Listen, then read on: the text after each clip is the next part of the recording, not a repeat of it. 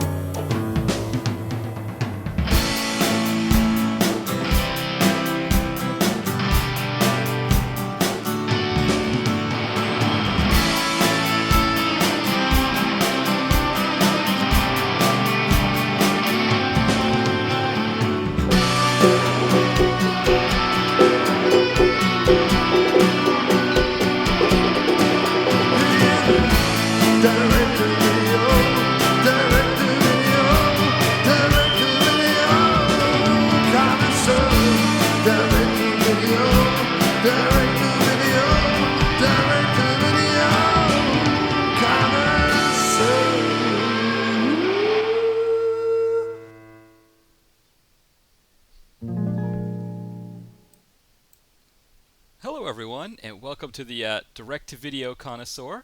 I'm Matt, and not as always. Normally I say as always, I'm joined by Jamie, but this week I'm flying solo. And so you may have noticed we've actually been on hiatus for the past couple weeks. 2 weeks ago, Jamie contacted me that something came up and she wasn't able to do the show. And so I had planned on doing a solo episode that night, but then something came up in my life as well. And then last week, I actually had a situation in my family, a death in my family, so I had to go away last week. And I mentioned to Jamie if she wanted to do a solo one, perhaps with Brian, that was something she could do. But unfortunately, she wasn't able to make that happen. So we've ended up having 2 weeks off. I also did not do any Twitter or Facebook for our post on Top of the World, the Peter Weller film. That was the last one we looked at. So I've got to take care of that. But that episode is up on the archive and on iTunes. Actually, I don't know if it is on the archive. I may have to add it soon. But anyway, so Jamie unfortunately had to work this week. Somebody was let go at her job, I think, and so she was sort of called in last minute, or she found out yesterday that she had to go. And so I thought it'd be better not to go a third week without an episode, and so I thought I would try to get in here and do a solo thing on my own. And then, of course, like I said, there was a death in my family, so perhaps next week I may not be able to do that show if I'm going to be out of town, but she may do that one solo. So we'll keep you posted. I do need to get back into using the Facebook more often as well, and keeping people posted on what's going on with us on Facebook and Twitter. But anyway, so knowing I was going to go solo tonight, I didn't get a chance to watch a movie right away, and so I thought, what if I did sort of a redemption episode on Force of Execution? So about a year ago, when Mo and John, Drunk on VHS, and then John, from After Movie Diner, they asked me to do this podcast. They wanted me to, they were going to create their own night of programming on a Wednesday, and they wanted me to have my own podcast. And I was new to the podcasting world at that time, but I knew I had a lot of contacts, a lot of friends from the blogging community, the movie blogging community, people like Fred the Wolf, Full Moon Reviews, Ty and Brett at Comeuppance, really great guys. Rich Pierce, a screenwriter who wrote Sector. Sorry about that. Sorry, I'm drawing a blank here. But the Olivier Gruner film that he did recently, Sector for Extraction. Really great people to have them on the show here. Mitch from the Video Vacuum. And so I thought, okay, I'll get all of these people on here. They can all be guests, and we can really make this happen.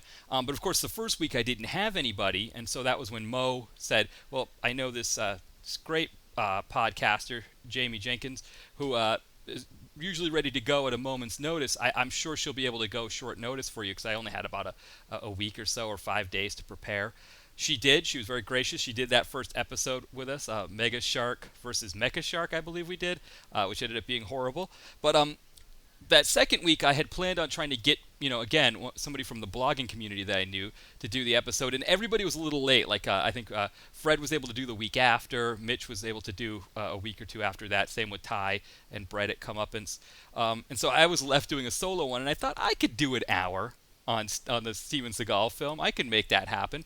And I had a whole big thing of notes, which I don't know what happened to those now, but I want to say I went through all of that material in about 15 minutes or so. It didn't take long to go through it all. And fortunately, one thing I noticed was that Jamie was there in the comment section. At that time, we got many more listeners for the live feed.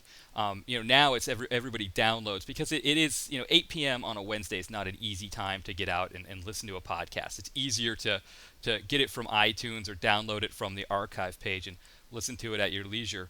But at that time, I think I had maybe 14 or 15 people listening live, and I was dying. I was struggling for material, struggling to keep it working.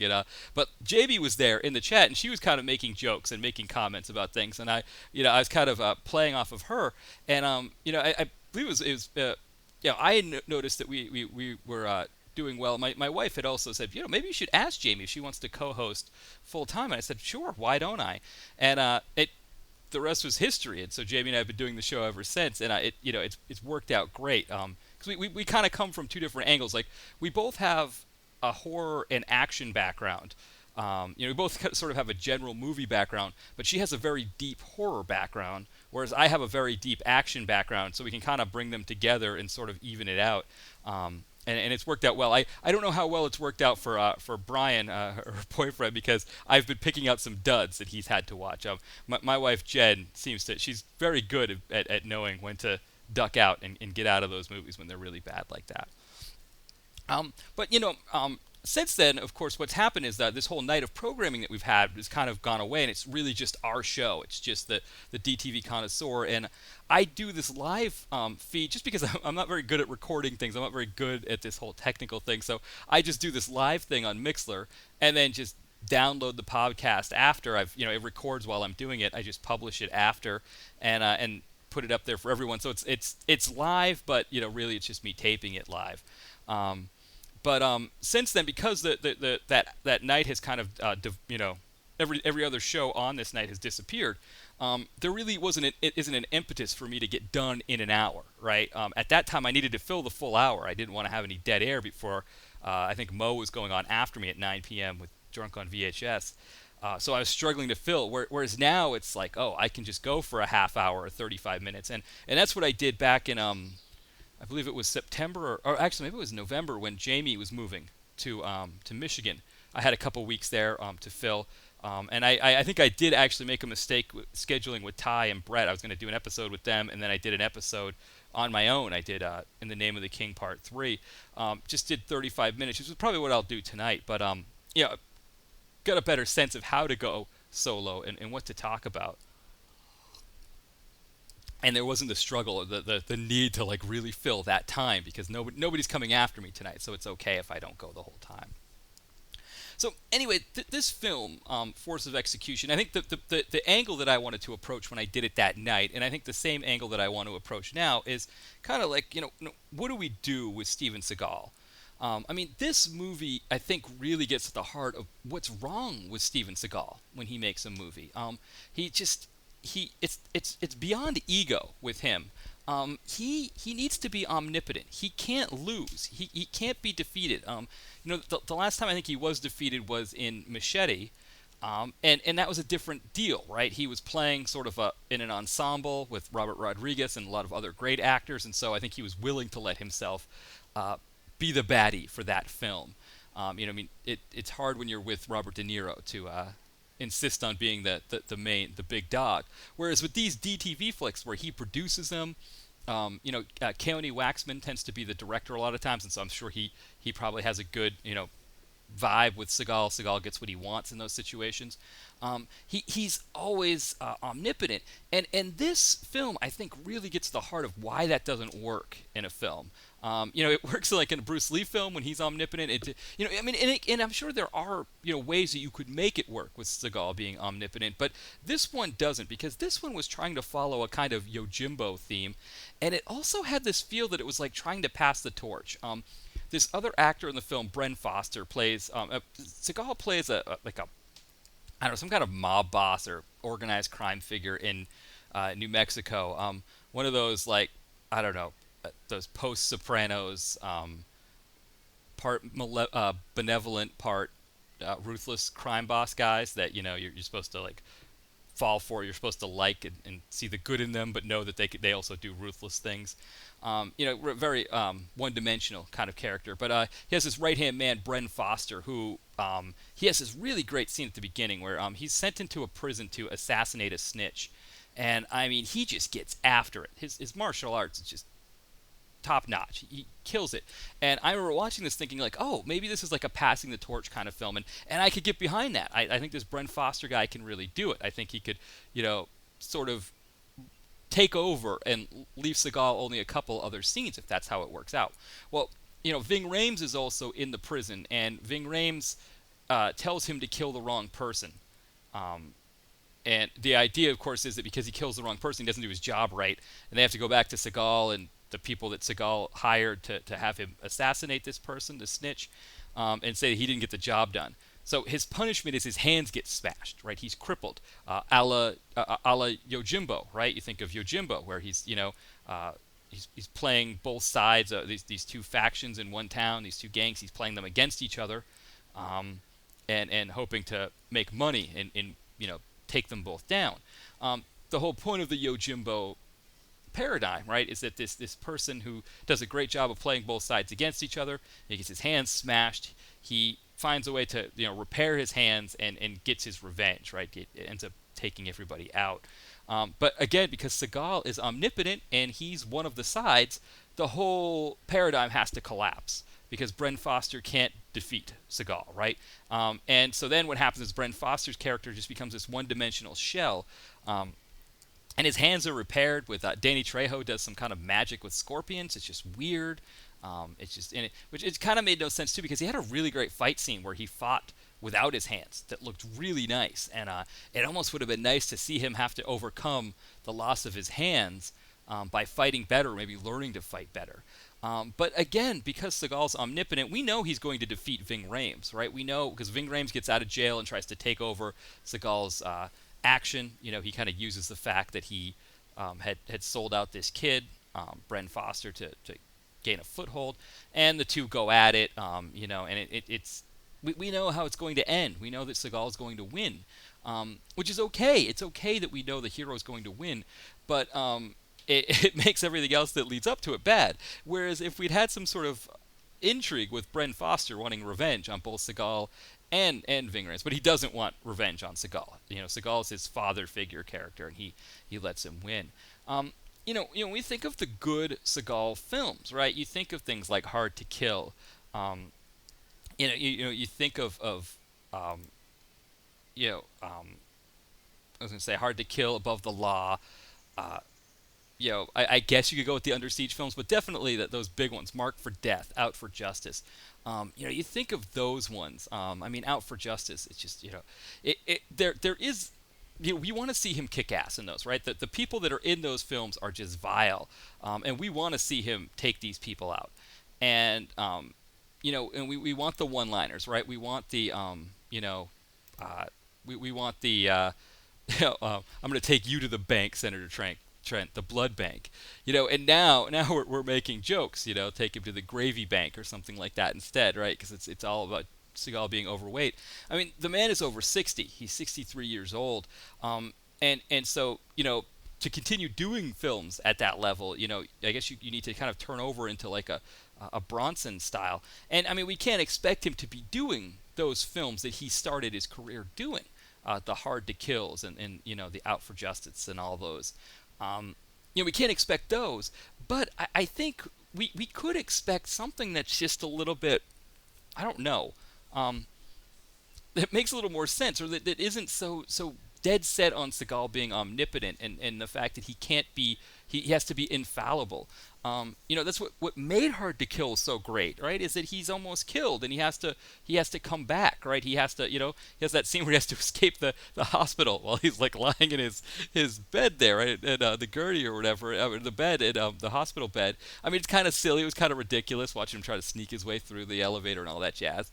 But it showed that he was a human character that was like had some kind of level of superhumanness. And then, of course, because he was younger, he had the physical ability to do scenes like we think of the pool hall scene where he's just, wraps up the the cue ball in a towel and just starts beating the crap out of everybody. Just an amazing scene. And, you think of all the really great films that he did in that time period, in that late 80s, early 90s period. He was in his 30s and 40s then, now he's in his 60s. We can't expect him to do that. But, I mean, do we, this kind of silliness that we're getting here where, I mean, in this film, I mean, again, the fact that he's just this perfect mob boss who seems to have everything figured out and he can't make a mistake and he can't do anything wrong, I don't know. Like, we don't need that. And it's, I don't, it makes me wonder what I'm going to do next with Seagal. I mean, he has other films out, and that's the question. I feel like I have to watch them. I feel like for the blog, I have to do them. And of course, one of the funny things about this is that with Jamie, I know she's not a fan of Seagal, so we've kind of been staying off of him. But also, I've exhausted what's on Netflix. His newer films are not on Netflix yet, so that's why I haven't really done any of his in a while. But if I'm going to keep seeing the same crap over and over again, where it's just Seagal talking like he's from New Orleans, always one step ahead of everybody, always has everything figured out, is completely infallible, completely omnipotent. And then I don't even know, devolving into things like this movie where he's walking around in SWAT gear because I guess he wants to show off that he worked for the Louisiana PD or whatever it was that he was doing in that reality show. But he's got his, backwards baseball cap on and the glasses, and he's holding the gun, making sure he's holding it the correct way. He wants to let us know that he's not some amateur. He knows how to do this stuff. That's not what we need, right? We need Nino Folino or Gino Folino. Sorry, we need Gino Folino or Mason Storr. We need these guys. I've heard there's talk of another Under Siege film coming out, and I don't see it on his IMDb, but that's an interesting idea, right? What is that going to look like if he does an Under Siege film? Is that something that people are just going to watch just because it's Under Siege? Is that something that's worth watching? Yeah. I don't know. But it's an interesting thing to think about with all of these great action stars that we grew up watching. And I guess it's part of the deal for all of us that we all have to kind of admit, I guess, that we're getting older. That we who grew up in the '80s and and I guess in the '90s as well, but when we were in our teens in the 90s, these guys were in their 30s in the 90s, and so now it's 20 years later, and so now these guys are in their 50s or in Seagal's case 60s, and we're in our 30s, and so I think that's part of it too, is that we as consumers, I guess, have to come to grips with the fact that as we're older, so are the great action greats that we grew up watching are older as well. Dolph looks good in his movies, but he doesn't look like he did before as well. I haven't seen as much of Van Damme's more recent stuff, but I have seen some of his lately. He's a little younger than they are too. I believe Dolph was born in the late 50s, and then Van Damme, I think, may have been born almost in the early 60s, like 61. But for sure, I mean, they're all getting older, and so now it's like a matter of who's the torch going to be passed to. I think we all would like to see Scott Adkins, right, really get it. But that's the problem. It's like, how does Scott Adkins get a foot in when a lot of these guys are still doing things? Schwarzenegger is in his 70s. He's even older than Seagal, and so is Stallone. He's older than Seagal, and they're still making movies. I haven't heard of anything coming out recently from either of them. I think maybe the last Expendables film didn't do quite as well as the first two. But, if these guys keep holding on, and us as consumers, if we keep wanting to watch them because we see their name and we keep hoping for the early 90s to come back, I think it's up to us to be like, okay, no, Scott Adkins needs more work. Michael Jai White, who, I mean, you think about Michael Jai White, he was bored the the mid to late 60s. He's closing in on 50 now, and he's never even really had that opportunity to really, I mean, he's led some good films. I did Falcon Rising, also ended up being a solo episode. But and of course Black Dynamite with Michael Jai White. I mean, that was fantastic.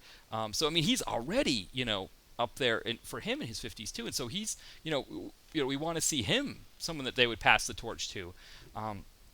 Of course, Jason Statham already really has it. I think he's doing big Hollywood films, but for us, in the DTV community, by the time Jason Statham starts doing DTV flicks, which you never know nowadays. DTV seems to come sooner for a lot of actors, but by that time he's probably going to be a little bit older as well, and he'll be past his prime when he's doing DTV flicks. So who knows what we'll get from him in that score.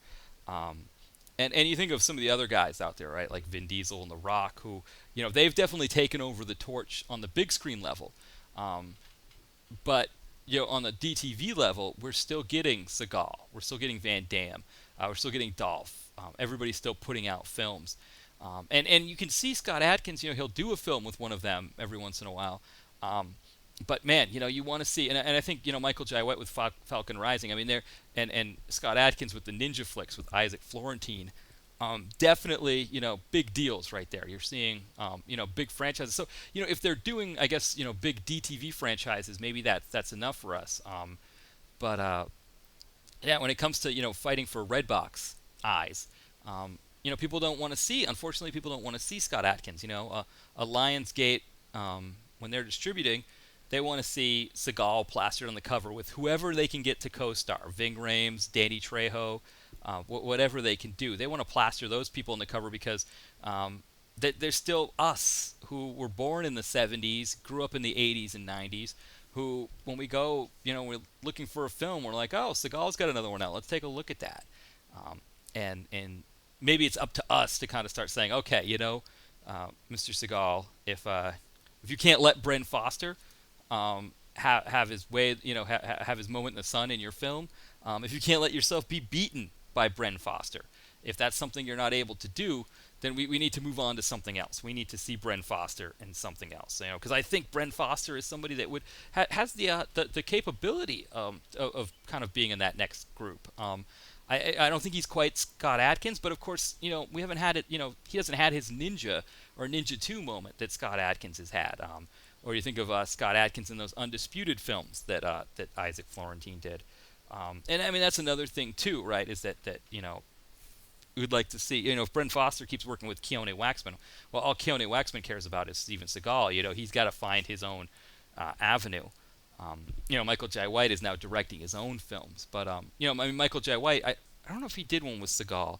I know he did one with Steve Austin where he had kind of a secondary role. And I think that's the problem, is that a lot of these guys, when they get into a film with a bigger name, like a Steve Austin even, they're willing to take that secondary role because I think they want to get in the film with these people because they like them. It's kind of a big name for them to be able to say I worked with them. But it's I don't think it doesn't.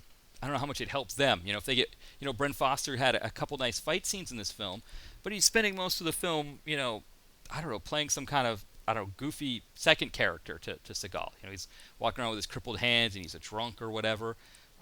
The whole thing, it from the way this film started, from the way Force of Execution started, with Bren Foster kicking ass and just really getting after it, to see the way this film devolved based on the fact that Seagal can't be beaten, it really kind of was disappointing. And I think this film could have been the film that really showcased to Bren Foster. We could watch him really get after it, and in more scenes than just the couple he had.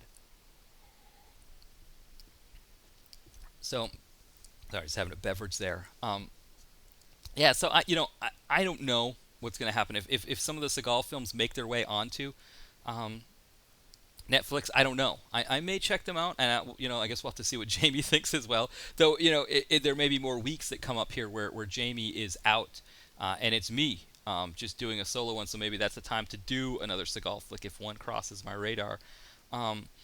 But yeah, I mean, I don't know at this point. I guess I would, it would be one of those things. I mean, I think the way the blog used to work for me, and again, I'd like to get back to posting more often, but the way the blog worked was I always had this idea that I wanted to have all of Seagal's DTV flicks reviewed. I wanted to have all of Dolph's DTV flicks, all of Van Damme's, a lot of these big names, Dudikoff, Peter Weller, maybe even, but so every time they had a new film come out, I was like, okay, I've got to watch it. I don't care if it's going to be good or bad. I need to do it and get it on the blog, so it's there for people to check out. I wanted my blog to be a resource like that, and I think I'd still like to get back to that level. And so then at that time, there was an impetus to watch films like this. I think there's one on Netflix right now that has a really robust cast. It has people like Rutger Hauer in it. And that's the kind of film that, when I was doing 3 or 4 posts a week, I would grab a movie like that right away and just be like, that's what I'm going to do. I'm going to watch that one. Of course, at that time, too, I had a Netflix DVD account along with the Instant account. For that reason, that I wanted to get at these films right away. I'd have some of these Dolph films, they'd be in like the very long wait category because I really wanted to get them in and reviewed before, the moment they came out on DVD. And now there really isn't that impetus. Now, with JB and I doing one film a week, and the blog now is kind of on hiatus for short. I'm trying to get it back where it should be, but now when we have to be more selective. It's like if you see one of these films just because it has the name, if you start to look at the reviews, and of course Netflix reviews are so unreliable, but sometimes you can kind of get an aggregate. If you look at them all, you can get a sense for what a film is either way, based on how good or bad the reviews are. But we have to be more selective. And going just based on names has not really paid off well for us. 2 of the 3 Dolph films we've done here on the podcast have been crap. Legendary, right, which I'm still trying to get the review up for, well, hopefully soon. That one had Scott Adkins and Dolph Lundgren. That seemed like a can't miss. I mean, that was like a dream pairing for me. Of course, they were in the most recent Universal Soldier film that John Hyams directed, and also had Van Damme in it. So they were in that together. But this seemed like, the 2 of them top billed. I thought this is going to be fantastic. Turned out not so. Turned out it was like some kind of monster film with a CGI dinosaur and all kinds of silliness. Totally sautéed in wrong sauce. Not what we wanted at all. And then, of course, there was Ambushed, which I don't know that there was a film that could have been more sautéed in wrong sauce than that one. That was probably one of the worst bait and switches I've ever dealt with in my time doing the DTVC. And what is it? It's now 2015, so I've been doing it for about 8 years now. And I've seen my share of really good bait and switches. And that one may have been the worst ever because it was sold to us as good cop, bad cop, Dolph Lundgren and Randy the Natural Couture. The 2 of them were supposed to be going after each other, and turned out it was none of that. It was some douchebag guy who looked like a poor man's Jeremy Northam or something like that. It was his story, and he was just completely douching it out on us. And so that was like one of the worst. That was probably the worst one we've looked at here, and one of the probably the worst Dolph film of all time, because it was so bad, such an egregious bait and switch. And then we did Puncture Wound, which wasn't so bad. So, it used to be that a Dolph film, if you saw Dolph in the name, you knew you were in good shape there, DTV flick. And I think even in his case, what we're getting is not always what it should be. And I always say Dolph is the Babe Ruth of DTV. And he usually, delivers on that. He used to deliver on that more often. I mean, I don't know what the situation is now. I know he had a divorce and he's got a girlfriend now, so maybe he's needs the money, alimony, and things like that. So it's kind of like whatever comes his way, he wants to do it. But it never seem like he was all that discerning to begin with his films. I mean, the Minion. You think about the Minion. I mean, he played a KGB trained priest or Knights Templar or something like that was going to New York to find some sort of minion, like I don't know what it was, like the demon that would infect people, and he had a spiked glove and he would spike them in the brainstem because that was the primitive part of the brain. One of the most ridiculous films ever, but it was so much fun. And I think that's what we're losing with a lot of even Dolphs now, is that even the bad ones aren't fun anymore, which is a disappointment. So yeah, I shouldn't say that necessarily that his films were that good necessarily when he was doing his DTV flicks. But but at least there was something that you could sink your teeth into. And even now, I think with a lot of his, we just don't know what we're getting here with these films. Um, but because now with the way things have worked out for my blog, where I'm not doing 3 or 4 posts a week like I used to do. In fact, I'm not doing any, and I'm just doing one movie a week with Jamie. Um, you know, Even just the name alone isn't enough to get us to watch it. I mean, maybe if a reader or listener, said, "Hey, are you going to do the new Seagal flick?" I might check it out. But now it's like if it's not on Instant, I can't do it anyway because um, I don't have the DVD account. I mean, I guess I could get it on demand or something, but then see, I'd have to expect Jamie to pay for it. And I mean, if it was something like Force of Execution, if it ended up like that or like Ambushed, and I had her pay $3 to watch it, I mean, which I don't think she would anyway. I think our this what we're doing here is strictly on the cheap. We want to make this as low cost as possible. But for me with Force of Execution, of course, as I said, it's a pass. It's on Netflix. It didn't work, and again, I think it could have worked, and it ultimately didn't work because Seagal is Seagal, and it's I think it's that thing that I guess we all have to kind of come to grips with, is the fact that Seagal is 63, and we don't know what we're going to get from his next films. I mean, it's possible that somebody listening to this right now saw one of his new ones, and that new one killed it. It was like the best thing that he's done in years. And I was looking back. I think in '09 he had a really good one. So, I mean, '09 he was in his 50s, and I'm trying to think what that one was called. Driven to Kill, I believe, is what that one was. Really great one. Let's see here. Driven to Kill, yeah, and that was in '09. I know he had some other ones from the past. We had Pistol Whipped was in the early 2000s. I mean, he had some really great ones in the early to mid 2000s. And maybe he can get it back. Maybe he can get it back. But now I think this whole Seagal Lawman thing has taken over, and I think that's what we're stuck with. And so, now it's up to us as the audience to decide how we're going to react to that. Are we going to stop watching his films? And I think a lot of people have kind of turned their back, and maybe it's time for me to make the move myself, to finally decide that I'm going to take that next step and start looking elsewhere. But if I see Bren Foster headlining a film, I might check that out, just because again he looked really good in here, and hopefully that Seagal might be able to dial it down a bit and let Bren Foster have a film. Do a film where he passes the torch to Bren Foster. Like that. What was the film that he did with Kurt Russell, right, where he died at the very beginning? I'm horrible right now. Executive Decision, right, where he's just Remember we see him in the commercial when they're like, oh, it's got Seagal in it, that should be good, and he gets killed off right away. Maybe we need one of those. Maybe we need, even if it's a bait and switch, right? Maybe we just need that to kind of move Seagal's career along, kind of pass the torch to a Bren Foster, and see what happens from there. So, but that's it for that one. So I guess before I wrap this up, maybe I ought to do a little bit of administrative work, a little sort of explain what's going on here. So I'm hoping to get blog posts up again soon, but right now, again, things are kind of hectic because I had to take some time off to be with my family, and I may have to take time off next week as well because of that. I'm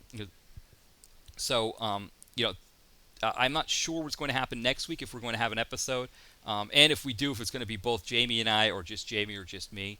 But hopefully we can kind of keep the ball rolling here. I don't want to have another 2-week hiatus like we did here. I'd like to keep something going every week. And as far as the blog goes, again, I would like to keep posting again. Maybe I can start finding some time here, as I can get caught up on work, and as situation with my family starts to, even itself out. I mean, now what happened was my grandmother passed away, so now we're kind of moving to the next day. Probably the service will be next week. So once all of that happens, all of that stuff sorts itself out, I think, then we both might get on a more steady schedule. I know Jamie with work and I with work as well too. So hopefully we can kind of get things going back to a consistent level where it is once a week, Jamie and I just looking at a film, either killing it or enjoying it, going off on major tangents, and just bringing back the old show that everybody was enjoying. So again, thank you all for listening. By all means, too, if you have any questions or responses, don't hesitate to go to the Facebook page. You can find both the Facebook and the Twitter on the main page, which is mattmovieguy.com. Of course, we also have a Tumblr, which is dtvc.tumblr.com. I haven't been updating that as much either. Seems like everything hasn't been updating Twitter, Facebook. Hopefully, I can at least get a little time on all of that. But yeah, so go there. If you want to get on the Facebook page, like us on Facebook, and if there's a film out there that you'd like us to check out, let us know. If it's on Netflix Instant, that's usually the best deal for us. But if it's on YouTube as well, we did do Robo War a little while back, so we can do YouTube films as well. But again, thank you all for listening, and I hope to see you all next week. If it's not me, hopefully at least it'll be Jamie, and we'll get back to doing a regular show probably in a week or two. All right, have a good night, everyone. And before I go, I also want to mention to my beautiful wife, Jen, I love you, and I have a little song for you that I'm going to play after the theme song. All right, goodbye, everyone. Have a great night.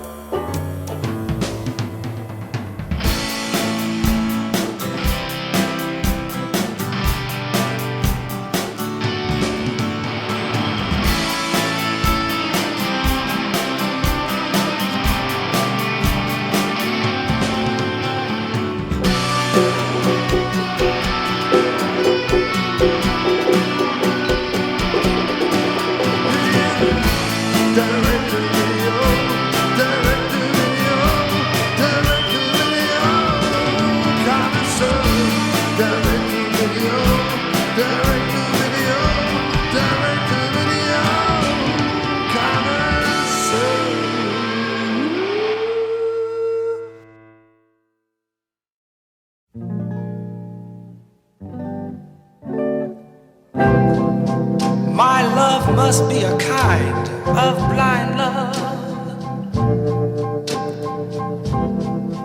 I can't see anyone but you. Shabam, shabam. Shabam, shabam. Shabam, shabam. Shabam, shabam. Are the stars out tonight? I don't know if it's cloudy or bright. I only have eyes for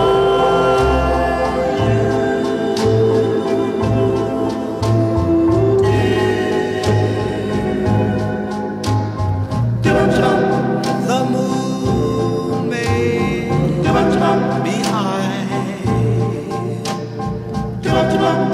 but I can't see a thing in the sky. I only have eyes for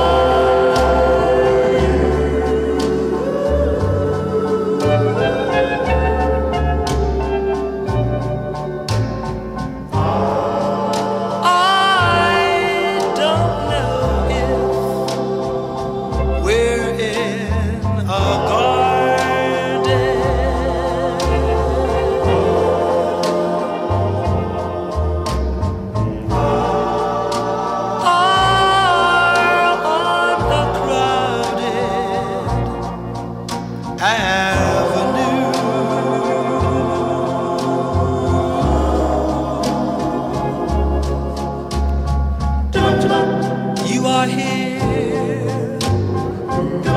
and so am I. Maybe millions of people go by, but they all disappear from view.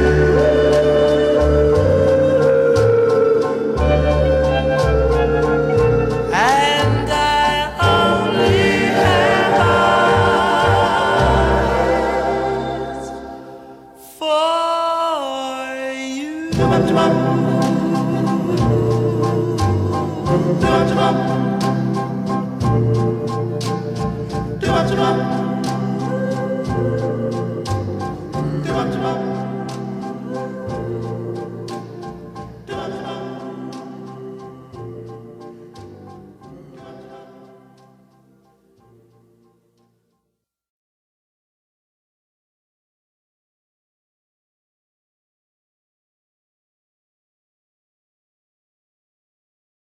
Mary redeemed a $50,000 cash prize playing Chumba Casino this year. I was only playing for fun, so winning this was a dream come true. Chumba Casino is America's #1 social casino experience. It's serious fun. With over 80 casino-style games to choose from, you too could win life-changing amounts of cash. Be like Mary. Log on to ChumbaCasino.com and give them a whirl. That's ChumbaCasino.com. No purchase necessary. Void or prohibited by law. 18+. Terms and conditions apply. See website for details. The voice in the preceding commercial was not the actual voice of a winner.